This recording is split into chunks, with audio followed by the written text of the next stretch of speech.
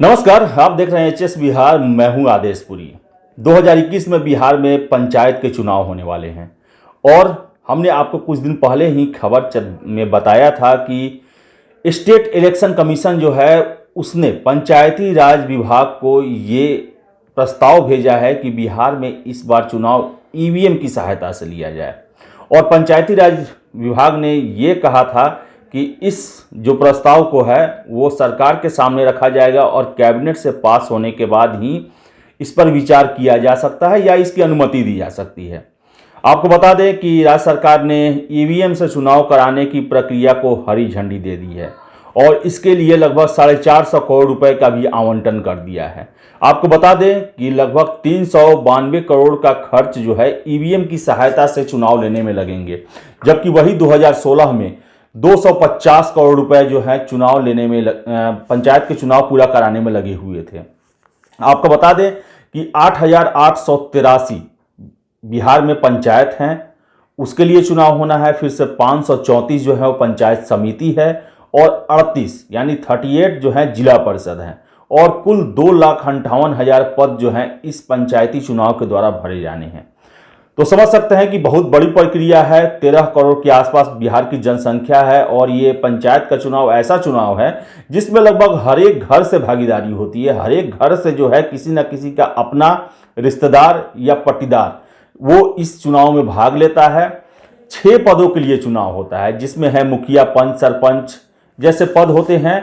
और पहले जो है बैलेट पत्र से चुनाव होता था और ऐसे में 6 बैलेट पत्र दिए जाते थे एक मतदाता को। लेकिन अब वो सारे नियम बदलने वाले हैं और अब ईवीएम के जरिए चुनाव होगा। चुनाव आयोग का ये तर्क है कि ईवीएम से चुनाव लेने पर जो है चुनाव का में पारदर्शिता आएगी, समय का कम खर्च होगा और सारा चीज़ इलेक्ट्रॉनिक विधि से होगा। ऐसे में जो चुनाव के दौरान बूथ लूटने की घटनाएं होती है, स्याही डालने की घटनाएं होती हैं, वो उन सब पर लगाम लग पाएगा। इसके साथ ही साथ चुनाव के दौरान यह भी देखा जाता है कि जो आपराधिक छवि के या जो चुनाव को अपने तरफ मोड़ना चाहते हैं वो लोग जो हैं बैलेट पत्र के उपयोग में ज़्यादा वो सक्षम होते हैं चुनाव में धांधली करने में। तो ईवीएम के आने से इन सभी क्षेत्रों में जो है सुधार होगा और बिहार का जो पंचायती चुनाव जो है वो काफ़ी साफ और पारदर्शी बन जाएगा। ऐसा नहीं है कि देश में पहली बार कोई ईवीएम से पंचायत के चुनाव हो रहे हैं। इससे पहले केरल, मध्य प्रदेश जैसे राज्यों में चुनाव की जो प्रक्रिया है वो ईवीएम के द्वारा हो चुकी है।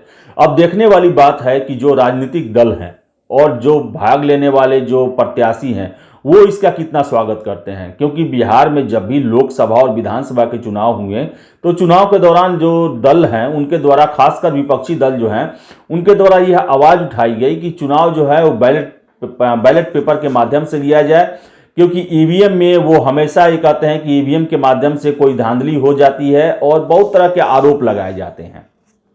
इसके साथ ही साथ आपको बता दें कि राज्य निर्वाचन आयोग जो है उनका ये प्रयास है और इसको लेकर बहुत जल्द ही नोटिफिकेशन भी आ जाने की संभावना है कि जो भी उम्मीदवार होंगे वो ऑनलाइन अपने बारे में सारी जानकारियां देंगे, कितना उन पर आपराधिक मुकदमा दर्ज है, कितनी उनकी आय है, कितनी उनकी संपत्ति है, इन सब के बारे में जो एफिडेविट है वो ऑनलाइन होगा ताकि कोई भी व्यक्ति जो है वो उसे देख सके, समझ सके। यानी कहें तो जैसे प्रत्याशियों को विधानसभा चुनाव में जितनी कार्रवाइयाँ करनी होती है, जो प्रोसेस होते हैं जिसको और जो जानकारियों को शेयर किया जाता है वेबसाइट के माध्यम से, वो सारी प्रक्रिया जो है अब जो है पंचायत के चुनाव में अपनाई जाने की संभावना है। तो बहुत बड़ी खबर है और बहुत ही सकारात्मक खबर है कि बिहार में जो पंचायती चुनाव जो हैं उसमें भी चेंजेज हो रहा है और ईवीएम जो कि मॉडर्न जो इलेक्शन का जो प्रणाली है उसे अपनाने पर जोर दिया जा रहा है और राज्य सरकार ने इसके लिए अपनी हरी झंडी दे दी गई है। आपको बता दें हम कि 125 करोड़ रुपए जो हैं वो मशीनों की खरीद में खर्च किए जाएंगे और इसके लिए जो बेंगलोर में संस्थाएं हैं जो ईवीएम का निर्माण करती हैं उनको ऑर्डर दे दिया गया है और बहुत जल्द जो है इस पर कार्रवाइयां शुरू हो जाएंगी। 2021 का जो पंचायत चुनाव है आप बदले बदले स्वरूप में देख सकते हैं और जो बैलेट पेपर के माध्यम से जो पहले चुनाव होते थे वो अब दिन खत्म हो गए। बैलेट पेपर जो है अब इतिहास की बातें रह गई। अब बिहार में भी सारी चुनावी प्रक्रिया जो है, एक हम यूनिवर्सिटी के अगर चुनाव को छोड़ दें हम, तो सारी जो चुनाव जो है वो अब ईवीएम के द्वारा ही होना शुरू हो गया है।